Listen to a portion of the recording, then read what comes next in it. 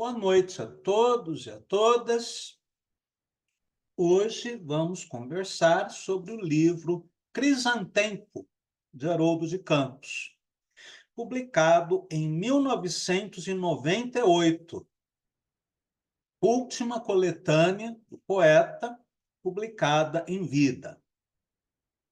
O título é um caquecotoba, ou palavra valise, formulada a partir das palavras crisântemo e tempo, e foi extraído de um haiku do próprio Haroldo de Campos, que dialoga ainda com a filosofia de Heráclito de Éfeso, e, em especial, com a imagem,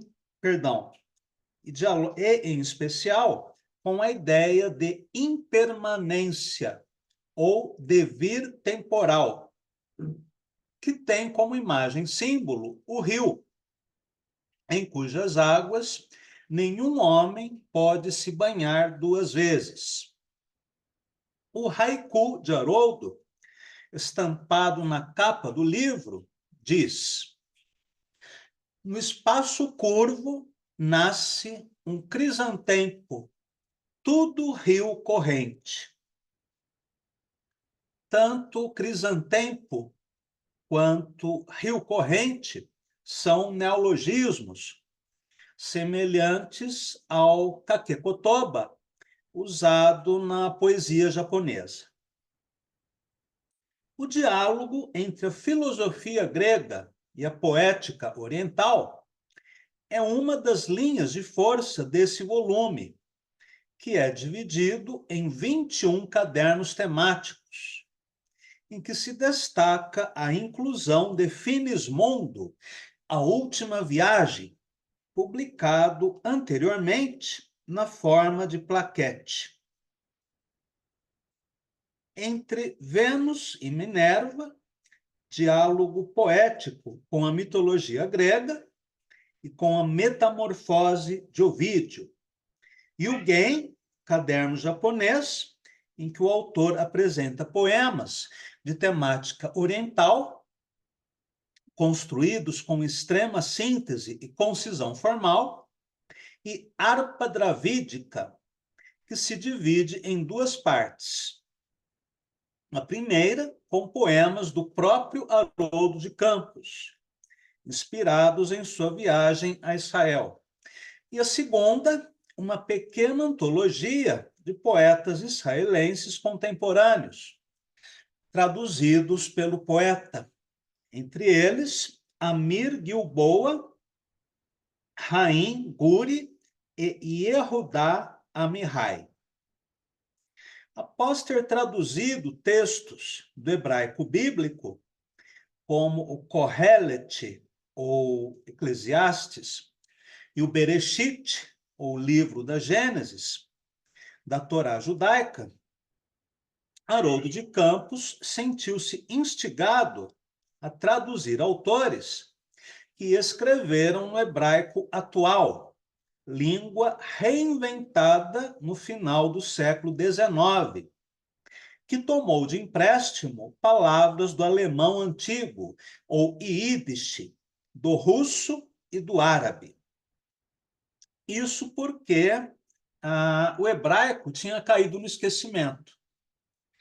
Há muitos séculos, os judeus europeus conversavam em Yiddish, que é o alemão antigo. Aqueles que moravam no norte da África, na Espanha, falavam o ladino, ou então os idiomas dos países em que residiam. O hebraico só era falado nas sinagogas, nos rituais. Do mesmo modo que o latim, que também caiu, no esquecimento, uma língua morta, só era falado e cantado nas missas católicas até a reforma de João 23.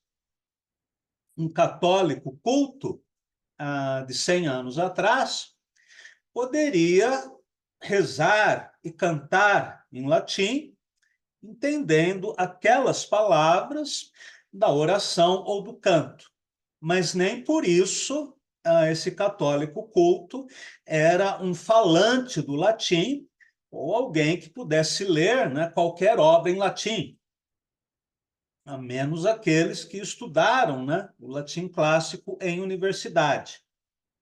Do mesmo modo, o hebraico era uma língua morta, só falado e cantado nos rituais nas sinagogas. Porém, ao mesmo tempo que o sionismo se formou como ideologia política dos judeus europeus, o hebraico foi reinventado para ser novamente uma língua dos judeus. Haroldo nunca foi exatamente um sionista, nem judeu era, mas como quase todos os poetas, escritores, intelectuais, né, de sua época, ele ainda tinha muito viva na memória as imagens do Holocausto, né, que foram transmitidas em documentários, né, na televisão, no cinema, saíram muitos livros, reportagens, enfim. Ele ainda estava com esse impacto, né? Daí a sua simpatia por Israel, pelo hebraico, né? E pela literatura israelense. Ao mesmo tempo, no final da vida, ele pensava em traduzir do árabe para o português o Alcorão. Michel Sleiman, professor de árabe na USP, de língua árabe e de literatura árabe, e muito amigo de Haroldo, ele vivia insistindo, né, com Haroldo para que ele aceitasse receber aulas gratuitas, né, de árabe, para que, quem sabe, ele traduzisse alguma coisa. E Haroldo sempre se esquivava, dizendo que não tinha tempo, que ele já tinha aprendido muitas línguas, estava no final da vida, e que ele gostaria de talvez aprender um idioma africano, uma língua indígena brasileira. Agora, depois que ele foi hospitalizado no Hospital Alemão Oswaldo Cruz, Haroldo passou a querer, né, realizar tudo aquilo que ele ainda não pôde fazer, né, antes da sua internação. Aí ele passou a telefonar para várias pessoas, né, cobrando projetos. Ele telefonou para Yoon Jung-in, a tradutora do coreano, cobrando dela, né, que traduzisse um poeta coreano moderno, de quem ele gostava, dizendo que publicaria o livro, né, na perspectiva. Telefonou para mim, inclusive, né, cobrando que eu enviasse logo os originais de Figuras Metálicas, na editora Perspectiva, e ligou para o Michel Sleiman. Michel, venha logo para cá. Aí Michel foi lá correndo, né? E assim que ele entrou no quarto do Haroldo, Haroldo disse para Michel: vamos traduzir o Alcorão. Claro que não houve tempo, nem para que ele aprendesse os rudimentos básicos da língua árabe, nem para que ele começasse, né, a traduzir o Corão. Bem, mas isso foi uma breve digressão. Vamos voltar ao texto. Deixa eu ver onde eu parei. O fascínio do poeta paulista pelas línguas semitas era imenso, e em seus últimos dias de vida acalentou o projeto de estudar árabe para traduzir o Alcorão em parceria com Michel Sleiman. Crisantempo inclui ainda poemas traduzidos do Nahuatl, língua pré-colombiana falada no México antes da invasão espanhola e preservada pela tradição oral. Recriações de autores gregos clássicos, como Safo, Alceu e Parmênides, e latinos, como Horácio e Catulo. A variedade de repertórios culturais, idiomas, autores e épocas presentes no último livro publicado por Haroldo de Campos, é uma realização madura de seu projeto pós-utópico, que pode ser entendido como a reapropriação ou reinvenção crítica e criativa da tradição poética universal e, em particular, do que há de menos conhecido e assimilado, e, portanto, com maior carga de informação nova para o presente. É uma poesia da agoridade que, sem abdicar das conquistas da vanguarda, como a dimensão visual da escrita, permite ainda a reintegração do discurso e da sintaxe, do coloquial e do prosaico, mesclados aos cortes elípticos e paratáticos, à fratura frásica e semântica, em uma poesia total, que só poderia ser escrita por um autor capaz de fazer de tudo com as palavras. Um alquimista da linguagem, chamado Haroldo de Campos. Vamos ler e comentar agora alguns dos poemas do livro. Hoje eu não tive tempo de escanear os poemas, mas amanhã eu farei isso e enviarei para vocês. Polifemo contempla Galateia. O ouro se encorpa, coxa bruna, flexuoso encurvar-se de um joelho, de brunido metal dulcificado. O ouro chove, em pó pelos cabelos, por brilhos dispersivos enturvando-se de seu castanho louro pôr de sol. A outra, a gruta insinuada que um tecido, seda breve, esconde, e sob crespo tosão ensolarado, mas se oculta, a gruta onde a sereia, essa, a coralina boca dragonária, quem a pudera descrever?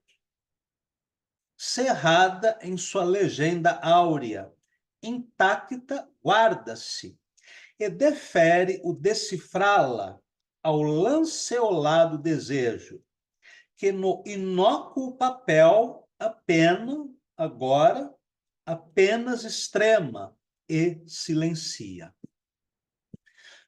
Polifemo contempla Galateia, poema que recupera um tema já trilhado pelo poeta barroco espanhol Dom Luís de Góngora, em Fábula de Polifemo e Galateia.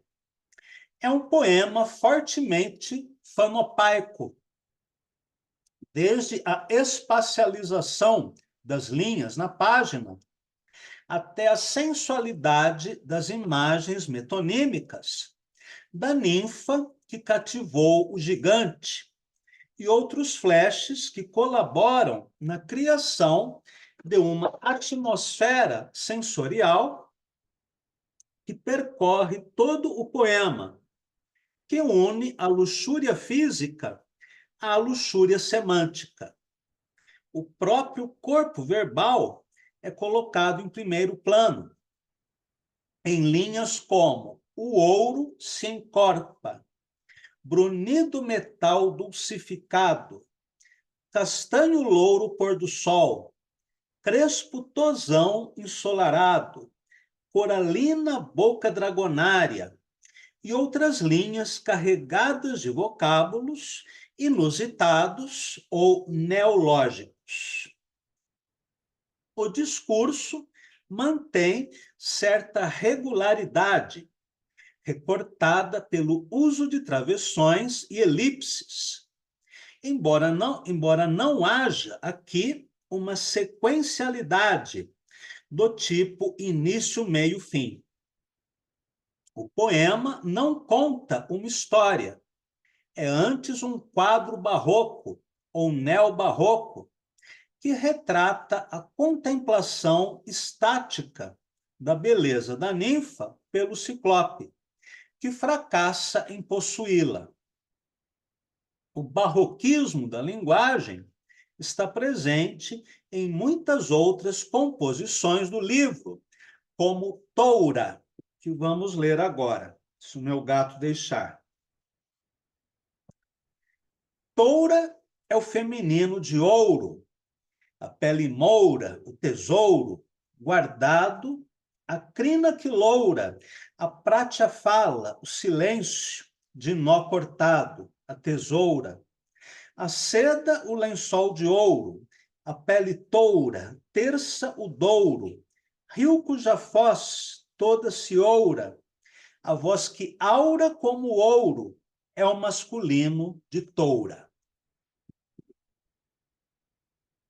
Este é um poema de 10 linhas, com métrica de 7 sílabas, todo ele construído a partir de rimas dicionarizadas ou neológicas, em ouro e oura. Para além do jogo rítmico e dos espaços em branco no interior das linhas, temos aqui, novamente, uma experiência sensorial e sensual, elaborada a partir da corporalidade substantiva das palavras. Em contraste com a explosão barroca, marca visível em quase toda a obra haroldiana, temos aqui também peças minimalistas, quase fotográficas, com vocabulário simples e objetivo, à maneira de William Carlos Williams, como é o caso de Paisagem Mínima. Vamos ler agora. Um jardineiro corcunda, regando hortaliças, nascente do verde, no quintal solar. Este é um poema construído em apenas 6 linhas, que recorda a estrutura do haiku e do tanka. Temos aqui o signo da estação do ano, ou Kigo, na linha quintal solar. Uma ação que acontece no tempo e no espaço. E a descrição física do jardineiro, próxima à caricatura, com o uso mínimo de palavras. A força expressiva aqui não está na proliferação barroca, mas na capacidade de condensação de imagens e atmosferas. Já nos 2 poemas intitulados Rima Petrosa, temos o diálogo explícito com Dante, não com o poeta épico da Divina Comédia, mas com o poeta lírico de vida breve, e, em especial, com as composições nas quais o poeta italiano, à maneira de Arnaut Daniel, apresenta inusitadas sequências de rimas. Vamos ler agora o primeiro poema dessa série. Rima Petrosa 1. Uma bruteza límpida que em nada se detém. Uma crueza lâmina que se apaga em ninguém. Uma lindeza nítida que a si mesma sustém. Uma ingênua fereza feita só de desdém. Uma dura candura que nem loba que tem. Perdão, que nem loba que nem. Uma beleza absurda, sem porquê nem porém. Um negar-se tão rente que soa um chamizém. Uma causa perdida, um não vem que não tem. Este poema é composto em 3 tercetos e 5 dísticos, sem medidas métricas, nas quais o poeta rima a primeira e a terceira palavra do final de cada estrofe. Assim, temos sequências de rimas, como bruteza, crueza, lindeza, fereza, e ainda detém, ninguém, sustém, desdém, entre outras, inclusive rimas internas nos dísticos, como dura candura e um não vem que não tem. A criação de sequências imprevistas de rimas foi marca característica de alguns poetas do trovadorismo provençal e influenciou o doce estilo novo que Haroldo de Campos homenageia aqui. Em outro poema, dedicado ao cineasta francês Jean-Luc Godard, o poeta paulista exibe novamente a sua perícia na invenção rímica. Vamos ler agora.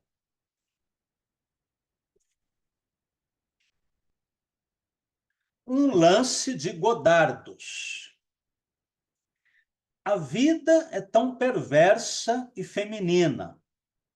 A vida é tão perversa e não me venha com essa arte, conversa fecenina. A vida é tão conversa e tão menina, arte, e não me venha com essa, venha, lábia fina, ave. Vida perversa e pequenina, ave vida, Maria, virgem, fina. Vida de descoberta, pinta e nina. Pequena vida perversa e feminina. Vida, vida nossa, vida minha. Tudo o que em mim pensa está filmando. Caetano em pessoa, ave, arte, vida, tão diversa, Santa Maria vida, tão carina e tão depressa, parte, vida, cinema d'arte, vai e voa. O tom lírico, sensual e dançante cede lugar ao timbre solene, elegíaco, no poema neobarroco. In Memoriam, dedicado ao poeta argentino Néstor Perlonger. Ex-militante político peronista, homoafetivo, adepto da ayahuasca do Santo Daime, amigo de Haroldo de Campos e o primeiro autor a divulgar o neobarroco entre nós, que faleceu ainda jovem, vítima da AIDS. Vamos ler essa elegia que faz alusão também aos mortos pela ditadura argentina, no período do general Videla. Vamos ler o poema. Neo Barroso, in memoriam. Ai cadáveres, canta Néstor Perlonger, e está morrendo, e canta, ai, seu canto de pérolas berroicas, alambres, boquitas repintadas, restos de unhas, lúnulas, canta, ostras desventradas, um olor de magnólias e esta espira amarelo marihuana, novelando pensões baratas e transas de Michê. Está morrendo e canta. Ai, madres de maio, heroínas, carpideiras, vazadas em pedra negra, lutuoso argento rio-platense, plangem, cadáveres, e está morrendo. E canta Néstor agora, em gozoso portunhol, neste bar paulistano, que desafoga a noite, longo de fera. Úmido, espessa, de um calor serôdio, e onde o sacro daime é uma, já então, unção quase extrema. Canta, seu ramerrão amaríssimo, portenho, ai, e está morrendo, cadáveres. O poema é escrito em portunhol esse idioma híbrido que Wilson Bueno desenvolveu na novela Mar Paraguaio, e nele encontramos a plena proliferação semântica e imagética, que Severo Sarduy considera uma das características essenciais do neobarroco, em palavras valise e frases intermináveis, como pérolas berruecas, alambres boquitas repintadas, restos de unhas lúnulas, ou ainda em amarelo marihuana, novelando pensões baratas e transas de michê. Sendo que nesta última frase há uma referência à dissertação de mestrado do poeta argentino sobre a prostituição masculina em São Paulo. O poema faz uso do enjambement. Ele é quase um único verso, desdobrado em 25 linhas, sem pontuação, apenas com as pausas sinalizadas por aspas, reticências e travessões. É um poema contínuo, para ser lido como se fosse um jorro interminável de palavras, em que a poesia se deixa contaminar pelo andamento rítmico da prosa, ainda que seja uma prosa que transtorna os sentidos do leitor e apresenta vários planos de realidade, desde um plano histórico, o da ditadura militar argentina, na década de 1970, até um plano biográfico, o da agonia do poeta que está morrendo, e um plano metalinguístico, em que as palavras cantam como um gigantesco coral.